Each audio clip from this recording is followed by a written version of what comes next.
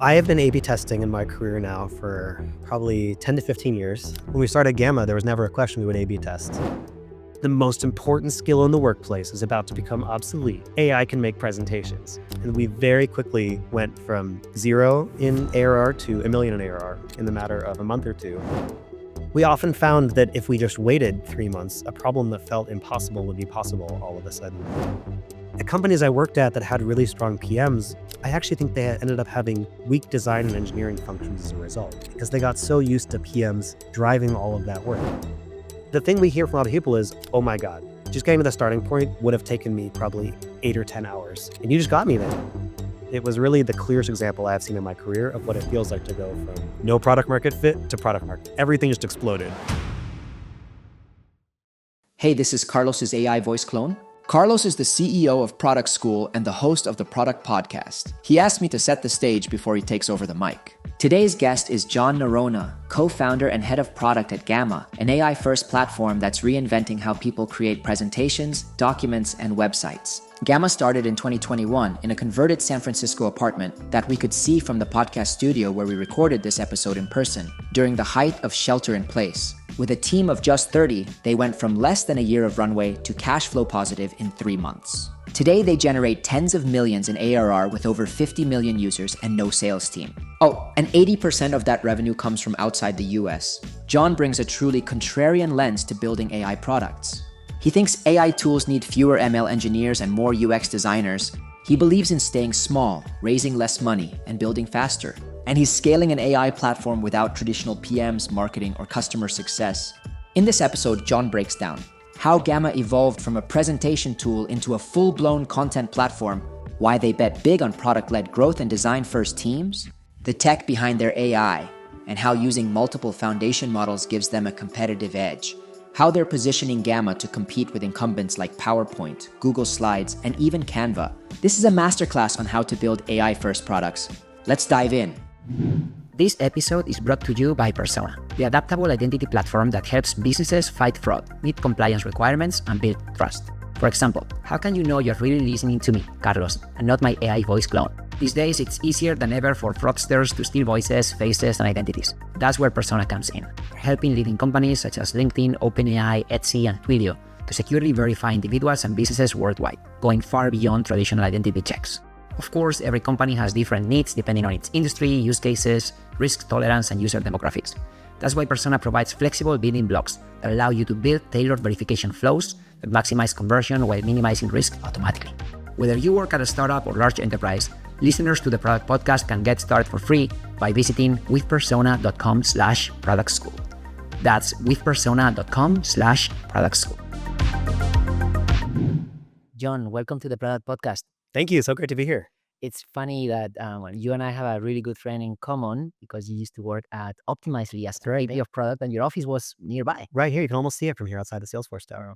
But now the co-founder of Gamma. That's right. You are one of the very few pure breed PMs, meaning people whose first job was PM and you navigated the entire career ladder. I hadn't thought of that. That's true, actually. Yeah, I've been a PM for pretty much my whole career.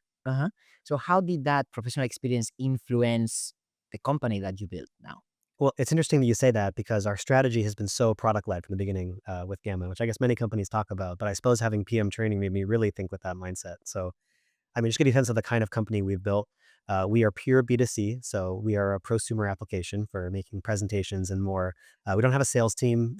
We barely have any customer success team or marketing team. Pretty much everything we do is centered in product. So product engineering and design. We've always kind of believed that's the sort of engine that drives our business and the thing that makes us successful. And so we're constantly thinking PM type questions of how do we make the best possible product, drive the best possible outcomes, make customers happy, move faster. So looking forward to talking about all that today. Your company was recently featured in an article at the New York Times and as one of the next generation startups, or how Silicon Valley is now thinking about building companies. What is so unique about Gamma? Yeah, the New York Times story was all about the idea of tiny teams. And I don't know if we're exactly tiny, but we're pretty small. So we're a team of about 30 people, but we have more than 50 million users. And so if you think of the scale of that, of just the number of customers that every person is serving, it's pretty enormous. And one thing that was mentioned in the article is that most companies at our scale of revenue or usage would have 200, 300 people by now. Certainly that was my experience at Optimizely. is you just needed huge numbers of functions to get everything done. We are a much leaner operation. Part of that's because of what I talked about, of how we are purely product led. So we don't have a lot of the other surrounding functions. But even within product design engineering, I would say we are very efficient. Part of that is using AI. Part of that is standing on the shoulders of giants with open source and other great SaaS tools. I think we just have a very nimble, lean mindset. We've tried not to solve our problems by always hiring more people, but thinking about how we can be more creative, move faster. And you've been around, your company has been around for over 4 years now. Yeah, we're having our 5-year birthday this year. So what's crazy is that a lot of people may think, oh, you are an AI native company. You started 6 months ago, but you've been around the block. And Yeah. in fact, you didn't start as an AI native company. So what are some of the retooling that you had to do to really be a leader in this new wave? Yeah, we're very happy that people now call us an AI native company. We certainly lean into that message, but it's not really our story. We started the company in 2020, and it was right in the depths of the COVID pandemic. So it was a time when everybody had gone from working in an office to suddenly working from home, trying to figure out their life, taking their Zoom meetings in one room while their kids screaming, probably right behind the monitor or something like that. And our original thesis for the company was the way that we make presentations has to change for this new world. PowerPoint was created in 1987, so it's been around for quite a while. And if you think about how people use PowerPoint classically, it's a guy standing in front of the room with a clicker talking at people and a story, and everyone's kind of goofing off on their laptops or whatever it is while the thing goes by. So we had this idea, this was already obsolete. It's ripe for a change, just like email was ripe for a change when Slack came along. And we thought that COVID was the perfect why now. Suddenly, everybody was changing their work habits. New tools like Loom were taking off as well. And so we thought there was an opportunity for a very similar product to go after presentations and rethink not just the process of making the presentation, but the whole format of what is a presentation. And so we made all these different assumptions about presentations by starting fresh and taking that kind of like new product mindset, beginner's mind. So some simple questions we ask ourselves were, why do all slides in a presentation have to be the same size? Um, Classically, it's because they were all projected on a TV that was a certain shape or printed out as handouts on physical paper, but that's not really true anymore. Um, why are a presentation and a doc two different things? Why couldn't the presentation and the document be the same thing so that the same thing you meet about could be the artifact you send afterwards? One of the real founding moments for me was this experience of being a PM in 2020, going through this whole COVID process, but also just reflecting on how much of my day was just writing PRDs and then turning them into presentations to give to different audiences, and then taking the feedback from the presentations and turning it back into my PRD and keeping it all in sync, and then making a different version for the sales team than the engineers and just tailoring content kind of all day. And so we wanted to reinvent all of that. So that's where we started. There was actually no AI in the picture. In fact, we considered using AI for the first version of our product. I was one of the first people, I think, to try the GPT-3 API back in 2020 before it was even fully released. We got early access, and I tried making presentations with it in the most basic form, and it just couldn't cut it. There's a reason that ChatGPT took off when it did. The models just weren't there yet. So we were focused on this remote work strategy and rethinking presentations for that. We put a ton of work in all across 2020, 2021, 2022, just really digging deep on this question of defining a new format to replace presentations, a new alternative to the slide deck. And we ended up with this thing that was almost a hybrid between presentation, document, and website. So it was visual like a presentation, but it was also scrollable and detailed like a document, and it had interactive elements like a presentation, and it could even be responsive on a phone like a website. So we had all these different pieces in place for what we were building, and honestly, it was kind of hard to explain to people what we were doing. It sounds pretty complicated when I say it, probably, but it was a hybrid that made a lot of sense to us. It was grounded in real customer problems. And we actually launched that in 2020. We had this big product hunt launch. We actually ended up as the number one product of the month, I think, on Product Hunt. But still, we ended up at this point where we hadn't quite achieved that product market fit takeoff. And it was interesting for me as someone who started as a sort of big company product manager. I got my start at Microsoft. And then as a kind of mid-sized startup product manager at Optimizely, I'd always worked at companies that already had product market fit. And so my job was all about take the thing that has product market fit and help it scale. Take it from 1 to 10 or 1 to 100.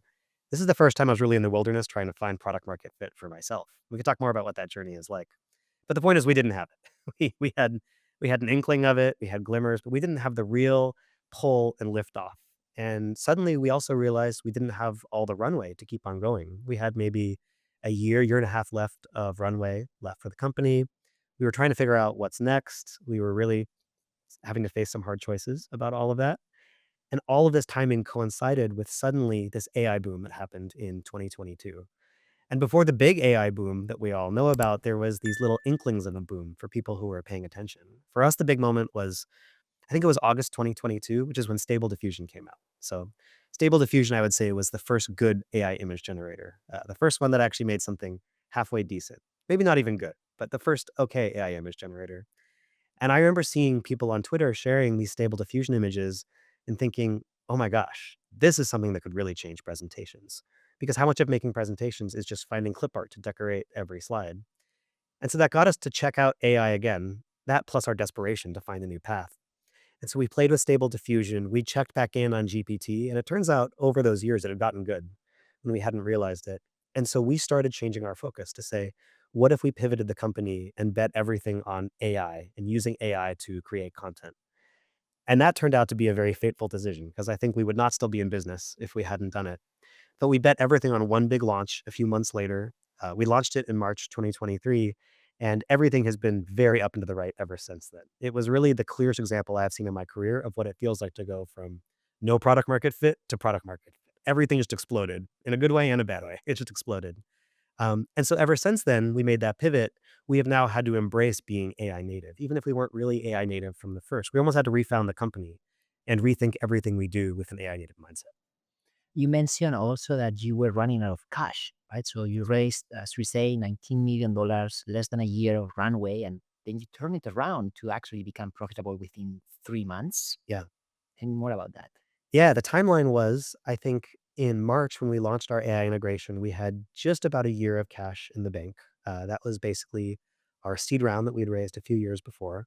Um, and we were facing the choice of, do we scale down the company? Do we give up entirely and return the cash to investors? We instead made the bet on this AI launch and saying, at least we'll go out with a bang and launch something really cool. And we did launch it, and it actually did go out with a bang, it turned out. We launched with a tweet and a launch video. It was a very hypey launch tweet. We put everything we had into this tweet because we knew it was make or break.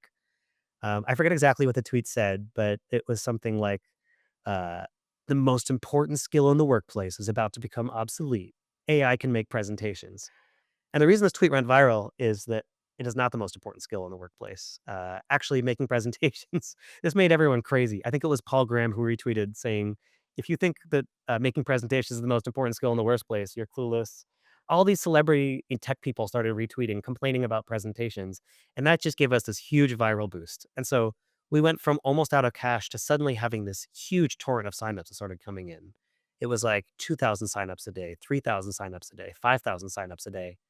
And I have been through enough launches in my career that I saw that, but I still thought we were probably doomed because even if you get thousands of people to sign up, these things are always a temporary spike and then they come back down afterwards. And so I was just waiting to see when will it come back down and, trying to keep up with it, but still expecting it to come down. And then the amazing thing is it just never came back down. What actually happened, I think, was that we kicked off a viral loop where we got some people to sign up and try the product. They had a magical experience in their first few minutes. Not all of them, but just enough of them had a magical experience. They posted about it or showed their friends what they made, or they even made real presentations and presented them to people. Most people said, "How did you make that? Where was this?" And they said, "Gamma." New people came and it ignited this loop where it just repeated over and over of new people coming through. And from there, in the space of maybe March to July, we went from 5,000 signups a day to 10,000 signups a day to 20, 25,000 signups a day. And it just kept going up. All of our servers started breaking, everything started melting. And all this time we hadn't started monetizing, actually. So we were still just getting poorer and poorer every day. But we had users, and that was exciting. But still, our mindset was, well, now we have users, maybe we can fundraise. Then the next thing that happened was our support started blowing up. So we had intercom in our product and we started getting messages. I was support, me and a couple of our other like co-founders and designers were just doing all the support.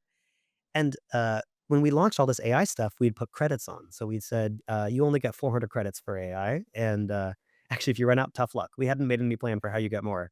And so we started getting this flood of messages saying, hey, how do I get more credits? I need more credits. Why are you cutting off my credits? And we realized, oh, shoot, like, we really need to do something here. We actually had a referral mechanism where you could get more, and that was part of the loop. But people were saying, how do I give you my credit card to buy more? I mean, it's the most obvious sign you should monetize, slapping you in the face at this point. So then we had to sprint in like May to build monetization, a 1 month sprint of we want to build monetization, we want to build it right, but we need to wire things up. So we built our Stripe integration. We sort of came up with a pricing plan out of the blue. I think it was $20 a month. We actually ran a quick A/B test. I'll tell you more about that later. And we thought we were going to charge $10. Realized we could charge $20 instead. So we charged $20. And the moment we started offering that, everything just blew up. And we very quickly went from 0 in ARR to 1 million in ARR in the matter of a month or two. And I think it was by July that we were cash flow positive. And suddenly the question was, how do we convince an investor to fund in us? It was, well, what do we need investors for? That's incredible. And now you are in the millions of revenue ARR, right? That's right. Yeah, tens of millions. Yeah. So you might now you have options, right? Like you can raise or not. Absolutely. Yeah, we have options, which is a nice place to be. We still did raise. So we raised a Series A from Excel shortly after that. But we may not raise more. Who knows? I think that is that potential new playbook for a lot of Silicon Valley startups. Of course, you might need some cash to iterate and launch something, but if there is something that is working, there is nothing wrong with just monetizing and potentially becoming sustainable. Absolutely. I agree. I'm not one of those people who says that VC is dead. I actually think VC is very important. VC is the reason we survived long enough to get to the point of being able to build this amazing team and take some shots on goal that missed and eventually make the one that succeeded. But I think the VC model of constantly pouring more cash into companies after they're already working is starting to make less sense. Because the company is really working, they're already creating their own cash. They may not need it. And so, yeah, our strategy has been to say maybe we don't need more. So you referenced A/B testing, now, of course, coming from a previous company that was the leader in A/B testing. Tell me more about how you applied that experimentation mindset into your company. So I have been A/B testing in my career now for probably 10 to 15 years. It's actually something I did very heavily in my first role, which was working at Microsoft out of college. So I worked at Bing, and Bing was a pretty large scale consumer product, hundreds of millions of users, even if it wasn't quite Google. And so I actually started my career from the very beginning running big A/B tests where I could get very powerful signals very quickly. And I got used to that. Then I went to Optimizely, and Optimizely was all about helping others A/B test. So I learned all these different A/B testing tactics. And so when we started Gamma, there was never a question we would A/B test. But there was a problem early on, which was we had like 30 users. So you can't really A/B test at that scale. But suddenly we get to May, June of 2023, and we do have millions of users all of a sudden, and like, tens of thousands signing up every day. And so suddenly we realized, yeah, let's test it. And actually, pricing was the very first thing we tested. We knew we wanted to charge for our product. We really had no idea how to price it. And there was no precedent of really AI products at the time of what to do. Maybe ChatGPT was just starting to charge.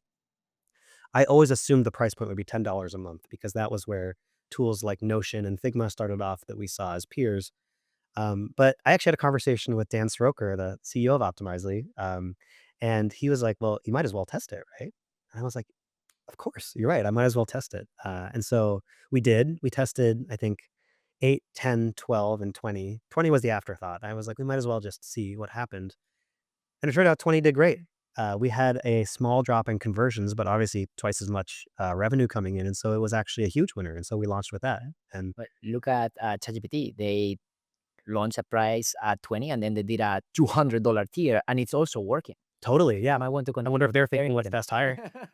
Might as well. Another thing you mentioned around your go to market is you are PLG only. That's right. It's kind of unique. A lot of companies add that motion as part of their existing sales led growth motion. So I want to learn more about that. Totally. That was actually one of the requirements I had for myself when we were thinking about starting a company. When you're starting a company, one of the big questions to ask is this something I want to be working on for 10 years? And am I the right founder for this thing? And what is the thing that will give me tons of energy and excitement to work on? And as you mentioned, I have a pure PM background. That is all I've done. But I've done it at different types of companies. I've now done big enterprise. I've done small scale startup. And even at Optimizing, we had the journey of starting PLG and actually growing it and adding enterprise. So I kind of seen it all. And I just knew that what I loved and where I drew energy was on the PLG side. I just think that's where my skills and our team skills could really shine. That's what we were great at. And I knew it would be more fun. I just thought I was so excited to work on a product like that, or I could do things like experimentation on all of these things. And so that was a requirement from the start. We knew we wanted to do it that way. And it actually served us very well so far, at least. It doesn't mean it'll be pure PLG forever. I think we will layer on more B2B approaches in the future. But in sort of like consumer, prosumer tech, there's a lot of room to do it. And so what that looks like now is we still have our $20 a month plan. We have a $10 a month plan. They're a little bit different. We actually don't even have a contact sales button. I think we'll add one of these days because it turns out people are still finding a way to contact, even though we have no sales team to contact. And they're saying, hey, I'd like to buy your product for my team. Like, please let us in. So that is something for us to solve. But I do really believe in PLG being the strong base of things for a couple reasons. One is the growth rate you can achieve with PLG is just unbelievable. And we have seen that going from 0 to tens of millions of ARR in the course of just like a year and a half. You just can't do that with a sales team. It's incredibly difficult to scale up all the different functions that you need to do it. We've also scaled incredibly internationally. So, one stat that still amazes me is that only about 20% of Gamma's revenue is in the US. 80% is in other countries. We've had to localize our product a lot, but with PLG, it's so easy to scale on and bring on all these new markets. And so I think that we're 5 times bigger than we otherwise would be if we had just done a sort of local strategy. But then the part that kind of most speaks to my soul is that I think PLG is the core to having a great product. I think that it's very hard to have a product-led product, but a sales-led GTM motion. You can tell yourself that you have that, but the truth is that if you're sales-led, you're sales-led, and if you're product-led, you're product-led. And so we are really betting on product being the primary engine of our growth. Totally. I think a lot of companies that are sales led first, and there's nothing wrong with that.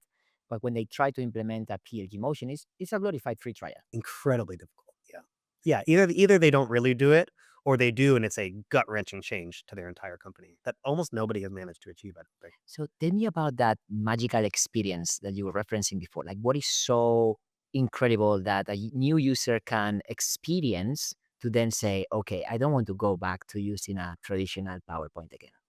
Well, what I would ask everyone in the audience to say is think about the last time you had to make a high stakes, important presentation for your job. And if it's mostly PMs listening, it shouldn't have to be very far back. You think, dude, maybe it's like in the last week. And you just think about all of the steps that went into doing that. You first had to pull together all the sort of materials for it. You had to think through the structure of the story and the audience you're going to do. So you had to build some kind of outline. You then had to make the content of all the slides, so like the words, and you had to do all this layout stuff. And then figure out imagery or diagrams. So there's a lot of work that went into just actually getting the content in. And then there was this endless cycle of reformatting and fixing things. And it turns out that when you change the words, you have to change the pictures too. Or when you change one of the ideas, your nice little diagram you're working with totally falls apart. So we were tapping into a huge well of pain and frustration already with current tooling. And almost nobody says they love their presentation tools. Some people do, but most don't. And so the experience with Gamma when you sign on for the first time is we drop you in and we say, give us a topic of your presentation. Just tell us something. So that could be something silly like, 10 facts about frogs, or it could be something very serious like help me make a portfolio presentation for a UX designer who's focused in the biotech industry or whatever it is. And we'll even say, if you don't want to start with that, you can actually paste in an outline you already have or upload a PowerPoint you already have, and we will modify it. And so you just take whatever input it is. We will make you a bulleted outline very quickly in the space of maybe 20 seconds of what it could look like. And then you just hit generate, and right before your eyes, the AI just makes the whole thing. Now, it's not a final draft. That's not the point of our product. But it completely overcomes that blank page feeling that people feel when they start a presentation of just looking at that click to add title button on Google Slides. And suddenly you have a first draft. There's still work to populate the content, to tweak it, but you have this amazing starting point. And the thing we hear from a lot of people is, oh my God, just getting to the starting point would have taken me probably 8 or 10 hours.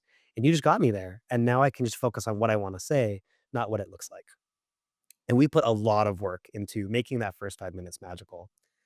One example of that is that when you actually make the presentation, it all streams in. So it's not like you wait 2 minutes and get a presentation at the end. We actually took a lot of work to make it look like the AI is typing out every word and filling in every image right in front of you, which did not come for free, but made it feel really magical at the end of the day. So as you think about kind of the expansion of your product, you have people who are actually loving something, but you obviously want to grow.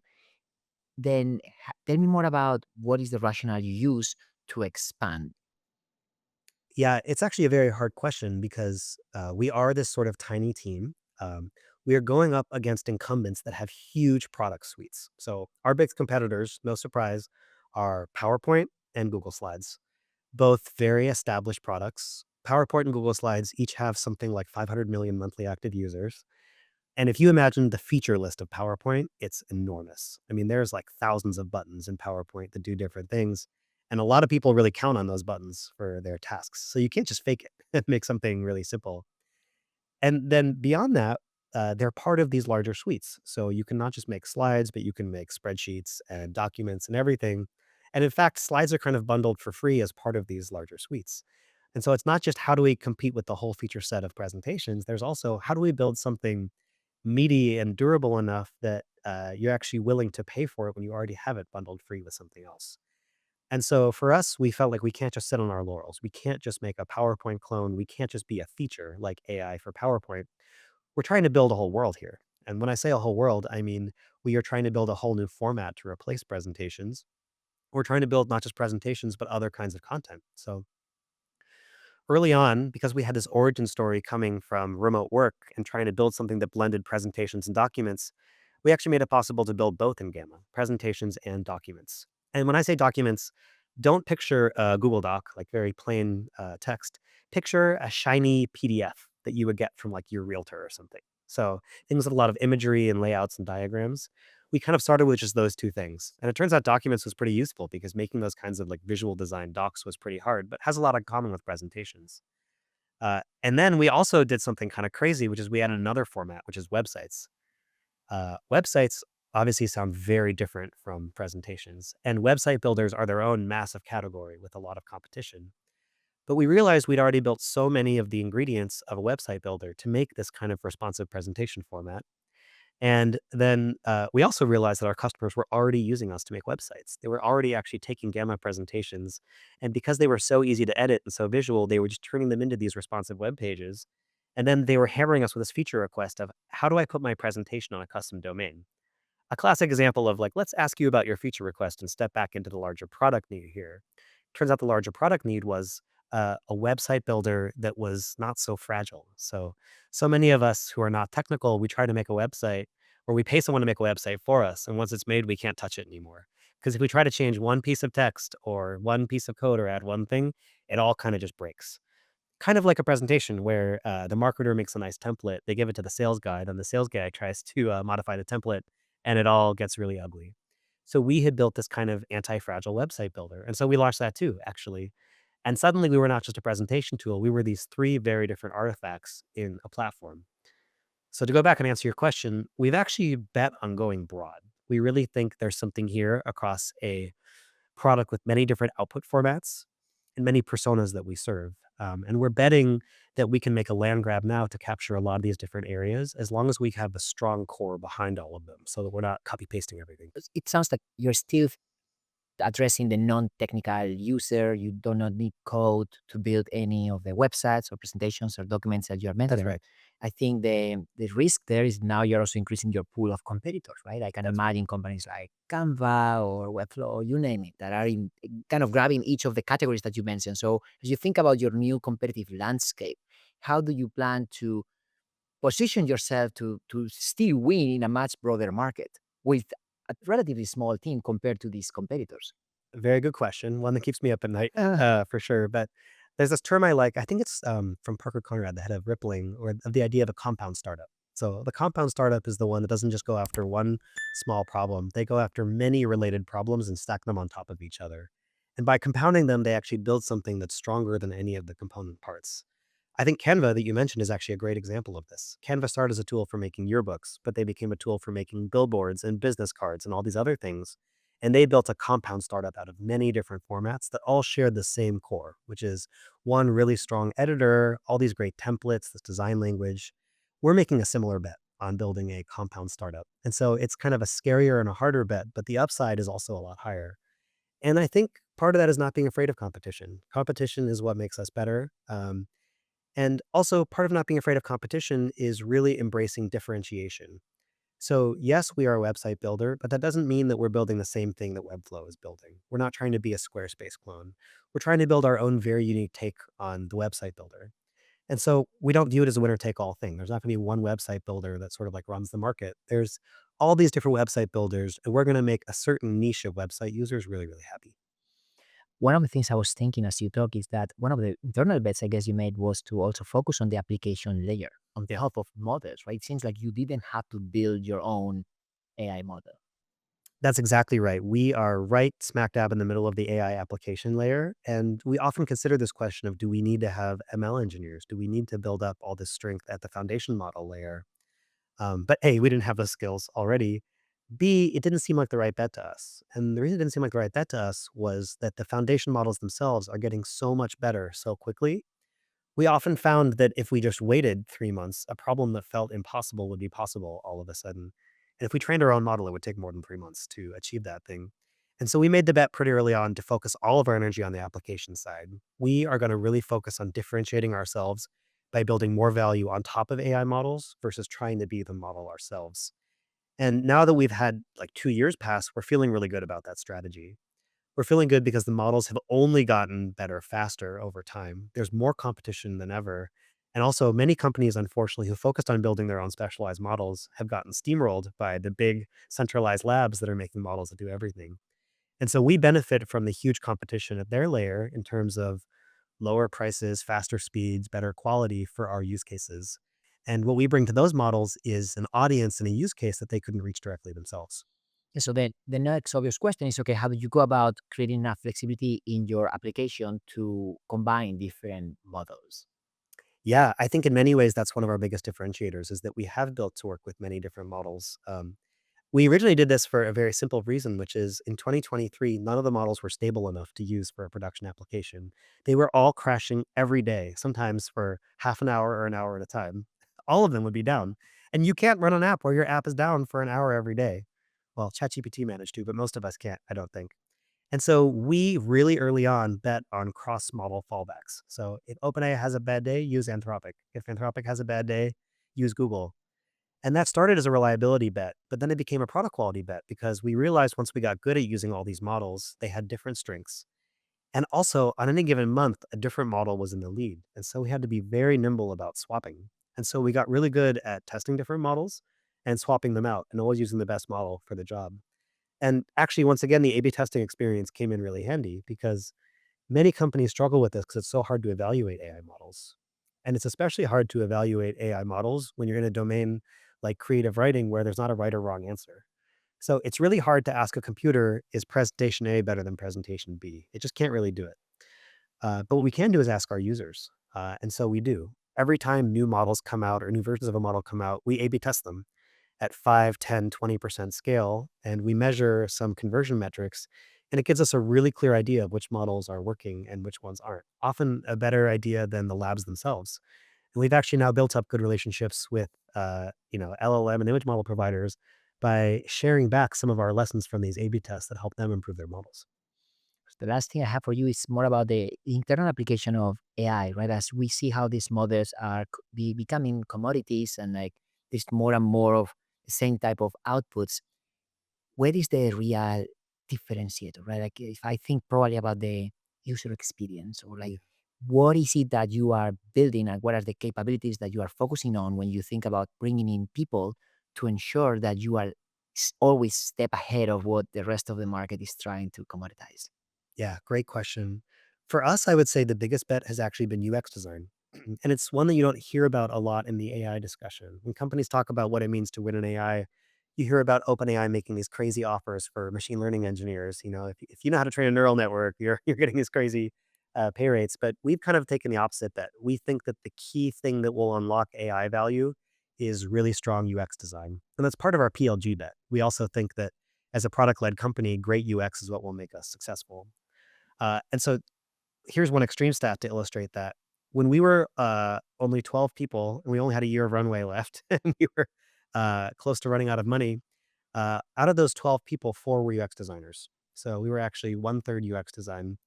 And now we are at maybe 7 out of 30. So we actually have quite a high ratio of our company in UX. I don't actually know of any other company that has that level of like Yeah, UX designer people. me neither. Because Yeah. the traditional ratio, product design engineering, you maybe have like five engineers, one PM, and maybe one designer. Yeah, maybe one designer and they're half doing marketing and half doing product design. We've gone totally the opposite way. And I think there's a couple reasons that we've taken that bet. One of them is that we have special snowflake designers who are maybe not your standard UX designer. Probably half of our UX designers code. And so They're actually prototyping ideas themselves. They're working directly with LLMs to see what they can do. If they see something looks off in the product, they're making their own GitHub branches to polish them up themselves without waiting for an engineer to ask permission. This model would never work if all those designers were doing was just creating Figma red lines and handing them over the fence to an engineer. It wouldn't make any sense. But because they're actually hands-on bringing their ideas to life, it really works well. The other thing, funnily enough, is we actually have very few PMs. So we bet big on designers over PMs early on. And this is a funny one for me because, as you said, my career has always been as a PM. But the thing that I always found tricky about the PM role was at both big companies and startups, there was this weird overlap, I thought, between the role of PM, engineer, and designer, where we can all say in theory what the point of the triad is, which is the PM should figure out what to build, the designer should figure out kind of how it works UX wise, and then the engineer should figure out how it works code wise. But what I actually found in practice was that there was this overlap area in between PM and design and PM and engineering. So PM and design would have this clash where the PM really wanted to be getting in there saying, here's how I think it should work. And the designer really wanted to be stepping back and saying, is this the right problem to solve at all? And the PM and the engineer also had this kind of clash at some companies where the engineer had more technical know-how, but the PM wanted to be in there defining behavior in a pretty fine-grained way. And at companies I worked at that had really strong PMs, I actually think they ended up having weak design and engineering functions as a result because they got so used to PMs driving all of that work. Or vice versa, the companies that had really strong engineers and designers had these very weak PMs. I remember interviewing at Google once when I was trying to find my first job, and I asked an engineer there, "What do PMs here do?" And the guy thought about it for a while, and he said, "I think they get us hoodies from the swag closets." I was like, "Am I in the right line of work here? I don't know if this is what I should be doing." But I think it just points to this dynamic that the roles are kind of undefined and overlapping. And I knew that I had enough product background that I could represent product for a lot of things. And so I wanted complementary skills. I wanted really great designers and really great engineers who wanted to own a lot more and not have a PM kind of in their face cutting up their food for them. And so we bet on that early on, especially with design. And I would say our designers do a lot of the work of PMs. It's changing a bit now. We have added a few PMs, but we're still, I would say, pretty PM light because we have strong engineering and design to do a lot. So, how technical are your UX designers? Uh, Full range. We have some who I would say are not technical at all. They live purely in the world of like Figma, and some who are very technical. They've been developers before. We have a design engineer who is like truly 50-50. So yeah, a whole bunch of different skill sets. We also have several who were not very technical, but are using AI tools like Cursor to become very technical and learn what to do. And I think that is part of the future, like regardless of your technical background, like leveraging this type of AI tools to get over the hump. I totally agree. Yeah, it's becoming irrelevant whether you're a PM, designer, or an engineer. The question is, can you figure out what people need and bring your ideas to life as quickly as possible? And AI is helping you solve a lot of the holes in between what that might have once been very different jobs. John, it's been a pleasure to have you on the Product Podcast. Thank you so much for your thoughts. Likewise, great to be here. Thank you, Carlos.